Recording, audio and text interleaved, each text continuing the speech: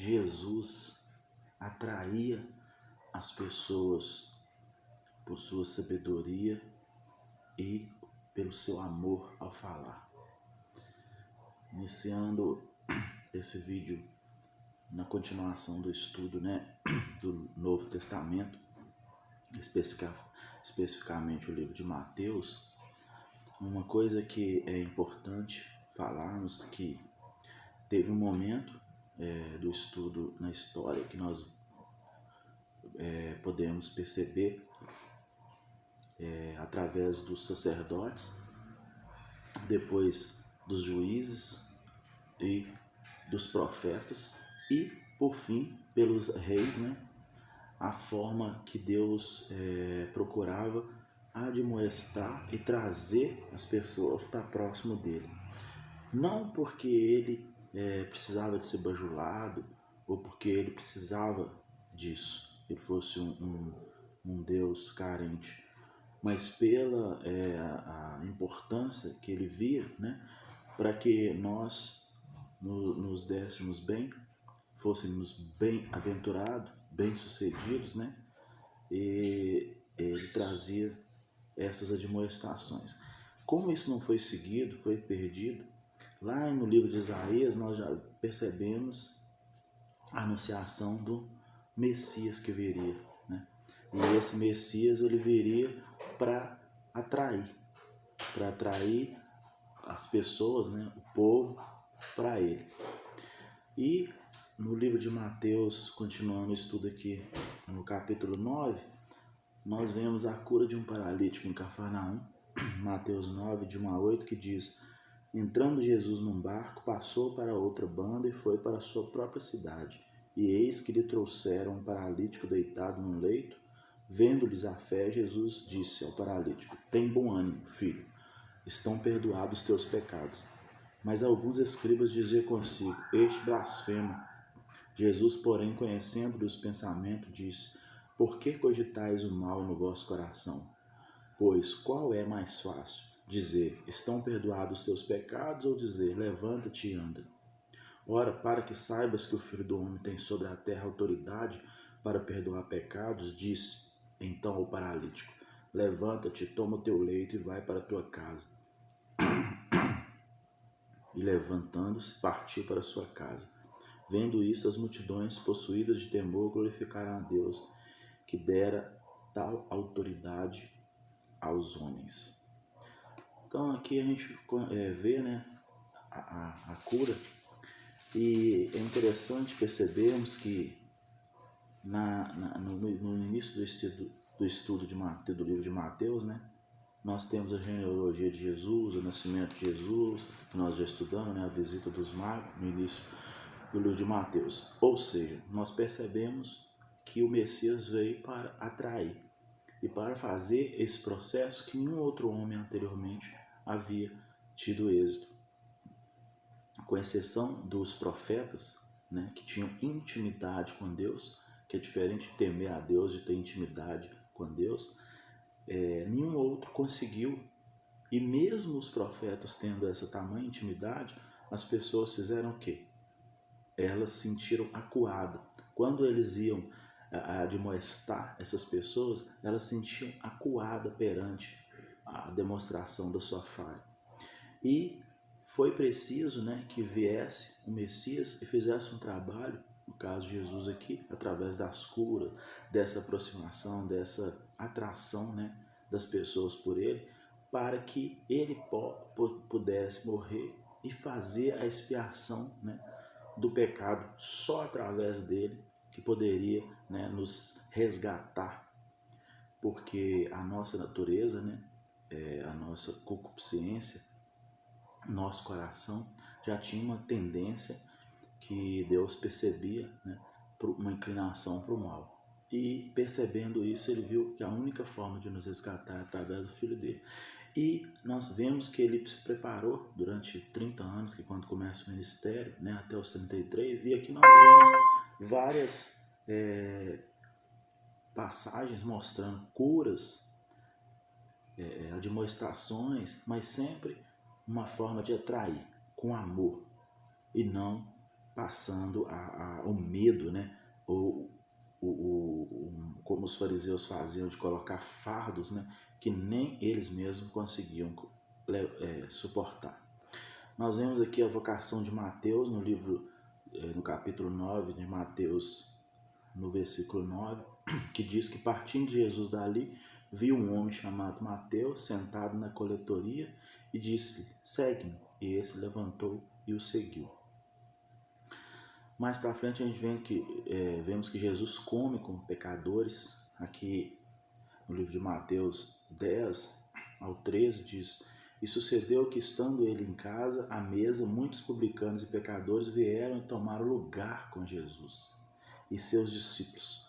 Ora, vendo isso, os fariseus perguntavam aos discípulos: por que come o vosso mestre com os publicanos e pecadores? Como se eles não fossem, né? Mas Jesus, ouvindo, disse: os sãos não precisam de médico, e sim os doentes. Ide, porém, e aprendei o que significa misericórdia quero e não holocausto, pois não vim chamar justos, e sim pecadores. Então, nós vemos que o processo era esse, era um processo lento, como temos que entender ao levar, né? Não vai ser uma coisa rápida, é um processo. As pessoas levam medo, dizendo à pessoa: olha, se você não sair dessa vida, você vai para o inferno, ou você vai morrer, como se fosse uma coisa resolvida em segundos, em minutos. E nós vemos todo esse processo dos judeus, todo esse processo, né, de admoestação ao longo do êxodo, ao longo da conquista da terra prometida, e mesmo assim com sacerdotes, com juízes, com profetas, depois veio os reis que Deus levantou, né, para reinar e para atrair o povo, para através do povo dele, né, escolhido, ele fazer maravilhas e atrair os outros povos também. Porém, como isso não teve êxito, Jesus vem. Ele vem para atrair, para fazer maravilhas e para mostrar, né, dessa forma o caminho. Do jejum, nós vemos aqui ainda em Mateus 9, de 14 a 15, que diz: vieram depois os discípulos de João e lhe perguntaram: por que jejuamos nós? E os fariseus e teus discípulos não jejuam? Respondeu-lhe Jesus: podem acaso estar tristes os convidados para o casamento, enquanto o noivo está com eles? Dias virão, contudo, que lhes será tirado o noivo, e nesses dias hão de jejuar. Então, enquanto Jesus estava ali, ele fazia esse trabalho, né, todo. Porém, quando ele fosse tirado e o ser humano ficasse, né, a mercê, viria o Consolador, como depois ele mesmo diz que viria, né? Porém, ele sabe que a luta que até ele mesmo orava o tempo todo seria grande. Então, assim, seria talvez necessário, né? Mas é muito importante que, mesmo no versículo anterior, nós vemos que ele não quer holocausto, sacrifício, mas sim coração, né, quebrantado e voltado para Deus, o Criador de todas as coisas. Porque não adianta a pessoa, às vezes, jejuar, fazer algum sacrifício na carne, que isso tem sua importância, principalmente para quem quer ter uma intimidade, né, com Deus, e não simplesmente temê-lo, mas ter uma intimidade com Ele. E não é fácil, o preço a pagar é muito alto, né, para nós humanos, com a nossa natureza, é um preço muito alto. Mas quando você paga esse preço, com certeza você vai ter êxito, né, em colocar um pouco de Jesus para dentro, para equilibrar esse mal que todos nós temos a partir do momento que o homem desobedeceu no Éden e comeu do fruto, né, quer dizer, colocou o mal para dentro. O mal era externo, ele colocou para dentro. Nós vemos aqui o pedido de um chefe em Mateus 9, 18, que ele diz: enquanto estas coisas lhe diziam, eis que um chefe, aproximando-se, o adorou e disse: minha filha faleceu agora mesmo, mas vem, impõe a mão sobre ela e ela viverá. Então a gente vê, né, a fé de várias pessoas durante o processo que ele vai ali, ele vai demonstrando tanta autoridade que as pessoas vão demonstrando essa fé, alguns, né, para junto dele. E assim ele vai fazendo os milagres e vai atraindo, vai fazendo o que era para que o povo, né, escolhido fizesse através das vidas dele, atrair os outros povos, né, para Deus, e ele vai fazendo aqui. Nós vemos a cura de uma mulher enferma em Mateus 9, 19 a 22, que diz: E Jesus levantou-se e seguiu, e também os seus discípulos. E eis que uma mulher que durante 12 anos vinha padecendo de uma hemorragia veio por trás dele e lhe tocou na orla e das vestes, porque dizia consigo mesmo: se eu apenas lhe tocar a veste, ficarei curada. E Jesus, voltando-se e vendo, disse: tem bom ânimo, filha, a tua fé te salvou. E desde aquele instante a mulher ficou sã. Então, nós vemos, né, o quanto ele atraía e o quanto ele demonstrava essa autoridade. A ressurreição da filha de Jairo também é descrita em Mateus 9, né, de 23 a 26, que diz: tendo Jesus chegado à casa do chefe, vendo os tocadores de flauta e o povo em alvoroço, disse: retirai-vos, porque não está morta a menina, mas dorme. E riam-se dele. Mas, afastando o povo, entrou Jesus, tomou a menina pela mão e a levantou. A fama deste acontecimento ocorreu por toda aquela terra. Então, nós vemos aqui que, pelo versículo 18, né, de Mateus 9, aqui é uma continuação, né, do pedido do chefe, e ele fazendo aqui esse milagre. Temos também a cura de 2 cegos, né, que partiu Jesus dali, seguiram os 2 cegos, clamando: tem compaixão de nós, filho de Davi. Que ele era da descendência, né, de Davi, como a gente já estudou. Jessé era o pai de Davi e por sequência, né, veio suceder a Jesus, né, essa genealogia. Por isso essa expressão, né, filho de Davi. E tendo ele entrado em casa, aproximaram-se os cegos e lhes perguntou, né, ele aproximaram-se os cegos e Jesus lhe perguntou: credes que eu posso fazer isto? Responderam: sim, Senhor. Então lhes tocou os olhos, dizendo: faça-se vós conforme a vossa fé.